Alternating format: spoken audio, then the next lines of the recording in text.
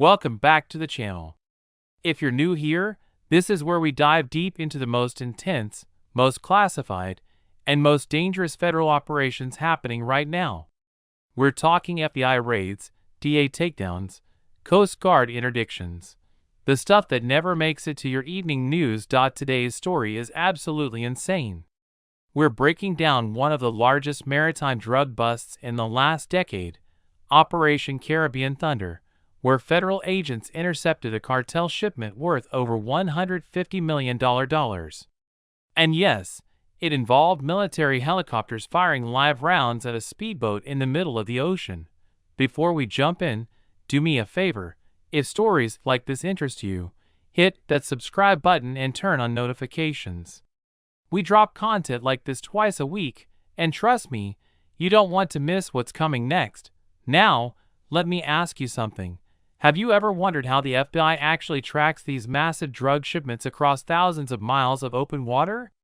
Stick around, because by the end of this video, you're going to have a front row seat to exactly how it's done. Let's get into it. 10 months of surveillance. This story begins almost a year ago, inside a secure FBI intelligence facility in Tampa, Florida. A team of counter-narcotics specialists had been monitoring communications from the Jalisco New Generation Cartel, one of the most violent criminal organizations in the Western Hemisphere. For months, they'd been tracking encrypted messages, analyzing financial transactions, and debriefing confidential informants. And then, they caught something huge. The cartel was launching a major maritime operation. Here's what made this different. Traditional smuggling routes were getting hammered, border tunnels collapsed, land checkpoints reinforced, air routes monitored by drones. So the cartels adapted. They invested millions into a ghost fleet, custom-built speedboats designed specifically to evade law enforcement. These aren't your typical boats. We're talking about 40-foot fiberglass hulls, no registration numbers, no navigation lights, minimal radar cross-section. Each one powered by triple Mercury 300 outboards. That's 900 horsepower pushing a vessel that weighs less than a pickup truck. Top speed? North of 60 miles per hour on open water. Quick question for you. Do you think it's even possible to stop something moving that fast in the middle of the ocean? Drop a comment and let me know your thoughts, because what you're about to hear is going to blow your mind. The plan, according to intercepted communications, the cartel's strategy was surgical. Launch from a hidden cove along Colombia's northern coast. Load the vessel with 5,200 pounds of cocaine. That's over 2.6 tons of pure product. Navigate north through international waters, staying at least 250 miles offshore to avoid territorial jurisdiction. The destination? A rendezvous point 90 miles east of the Bahamas, where a fishing trawler would transfer the cargo. From there, the cocaine would be broken down into smaller shipments and smuggled into Florida through dozens of entry points. If they succeeded, that single shipment would generate somewhere between $150 million and $200 million in street-level sales. Tens of thousands of doses. Hundreds of potential overdoses. The FBI couldn't let it happen. Special agent in charge Victoria Chin made the critical decision: assemble a joint task force. Within 96 hours, she pulled together the most elite interdiction team in federal law enforcement. FBI Transnational Organized Crime Unit Intelligence Collection, Wiretap Operations, Cartel Network Mapping, United States Coast Guard Strike Teams, Maritime Law Enforcement, Tactical Boarding Authority, U.S. Navy Carrier Strike Group, Aviation Support, Destroyer Assets, Operational Security, Drug Enforcement Administration, Chemical Analysis, Prosecutor Coordination, Asset Forfeiture. They designated it Operation Caribbean Thunder. Mission parameters: locate, intercept, neutralize. All before the shipment reached American-controlled waters. And here's the problem: the boat had already departed. Somewhere out there, cutting through 2,500 miles of Caribbean Sea, the smugglers thought they were invisible. They weren't. 190 nautical miles northeast of Panama, the USS Ralph Johnson, a 9,500-ton Arleigh Burke-class destroyer, carved through moderate seas at 22 knots.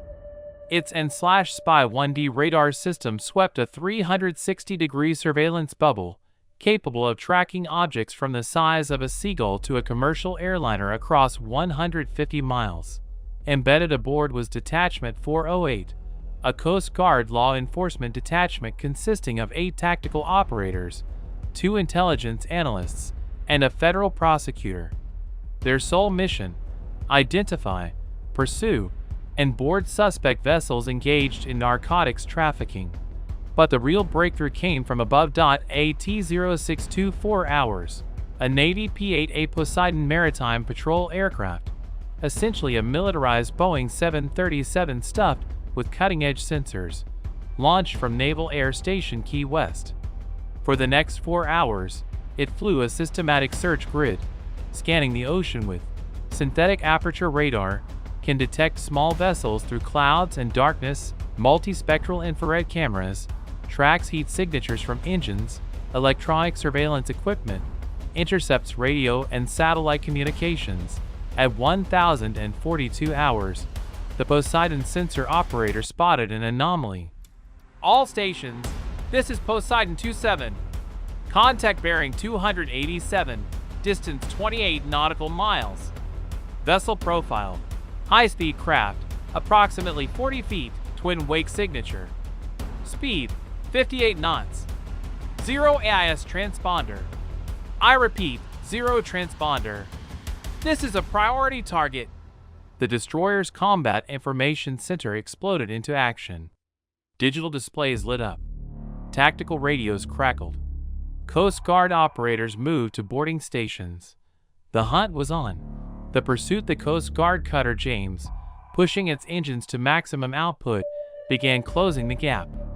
Through long-range optics, the tactical team confirmed what intelligence had predicted.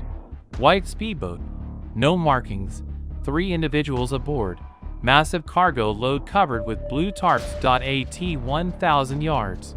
The cutter's loudspeaker boomed across the water. Vessel ahead, this is the United States Coast Guard. You are ordered to stop your engines immediately and prepare for boarding under international maritime law. The response was immediate. The smugglers looked back, spotted the cutter, and made their decision. Both throttles slammed forward. The engine screamed to life. The bow lifted. Rooster tails of white water exploded from the stern as the speedboat accelerated to over 60 miles per hour. They were running. The cutter launched its RHIB, a rigid-hull inflatable pursuit boat carrying a 6-man tactical team armed with M4 carbines and less lethal weapons. They tore across the waves at 45 knots, but the smuggler's boat was faster. The gap was widening. So here's my question for you. If you were in command of this operation, what would you do next? Let me know in the comments, because the decision that was made in the next 60 seconds changed everything. Aviation support. From the destroyer's flight deck, the order came through. Itron, you are authorized for intercept. Execute disabling fire protocol. The MH-60T Jayhawk helicopter, Coast Guard's airborne interdiction platform, lifted off with a roar.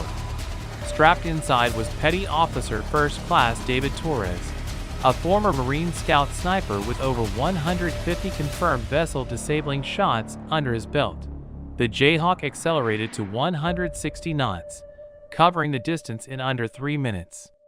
As it closed to 50 feet above the water, the rotor wash created a visible cone of spray that flattened the ocean surface. Inside the speedboat, the smugglers looked up. For the first time, they realized they were facing military-grade firepower. One of them panicked. He started throwing cocaine bricks overboard, each package worth $60,000, splashing into the Caribbean and sinking immediately. But the engine stayed at full throttle. Shooter, you are cleared hot. Target the engines only. Disable, do not destroy. Torres braced against the helicopter's vibration, adjusted for wind drift and the boat's lateral movement, and acquired his sight picture. The engagement: 3 shots. For seconds, the first round punched through the center outboard motor. Metal fragmented. Coolant exploded. The engine seized with a grinding shriek. The second shot tore through the starboard engine's lower unit. Catastrophic failure. Gears shattered. The propeller stopped spinning. The third shot, insurance, disabled the remaining motor's fuel pump. All three engines dead. The speedboat's momentum carried it forward for another 200 yards before it lurched sideways and went dead in the water. Smoke poured from the shattered outboards. Fuel leaked into the sea. Chase over. The tactical boarding team was alongside in 45 seconds. 3 smugglers, exhausted, defeated, hands raised, surrendered without resistance. No weapons recovered. No fight left in them. But the cargo? 5,240 pounds of cocaine. Wholesale value, $78 million. Street value, $156 million. Every single brick was photographed, weighed, field tested for purity, and logged into the federal evidence chain. DA chemists later confirmed it was 94% pure, cartel-grade product destined for distribution networks across the East Coast. The suspects were transported to federal custody, processed under Title 21 U.S.C. Importation of Controlled Substances, and are currently facing mandatory minimum sentences of 10 years to life. But here's what makes this operation truly significant: the intelligence windfall. Federal agents seized 3 smartphones, 2 satellite communicators, and a GPS unit loaded with Waypoints. Within 72 hours, FBI cyber forensics teams cracked the encryption and extracted 47 contacts linked to cartel leadership, financial transactions totaling $12 million, coordinates for 6 additional rendezvous points, photographs of other smuggling vessels. That intelligence triggered a cascade effect. Over the next 5 weeks, 9 additional interdictions, 18 arrests across 3 countries, $340 million in total narcotics seized, 4 cartel safe houses raided. This wasn't just a drug bust. This was dismantling an entire smuggling pipeline. The speedboat itself? Scuttled at sea. A controlled demolition charge placed on the hull. 1 muffled explosion. It sank 400 feet to the ocean floor, erased from existence. Now let me ask you something. Do you think operations like this actually make a dent in the drug trade? Or is it just scratching the surface? I really want to hear your perspective on this. So drop a comment below. Look, Operation Caribbean Thunder represents thousands of hours of intelligence work, interagency coordination, and warriors willing to risk their lives in the middle of the ocean to keep poison off American streets. The FBI tracked this shipment for 10 months. The Coast Guard put tactical teams in harm's way. The Navy provided the eyes and firepower needed to make it happen. If you found this breakdown valuable, do me a huge favor.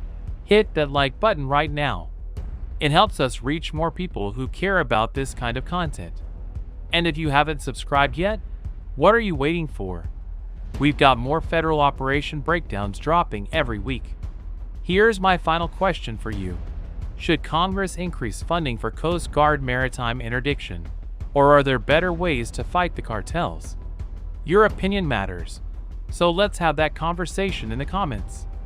Next week, we're covering an ICE investigation that took down a human trafficking network operating in 7 states. You absolutely don't want to miss that. Thanks for watching. Stay informed, stay sharp, and I'll see you in the next one.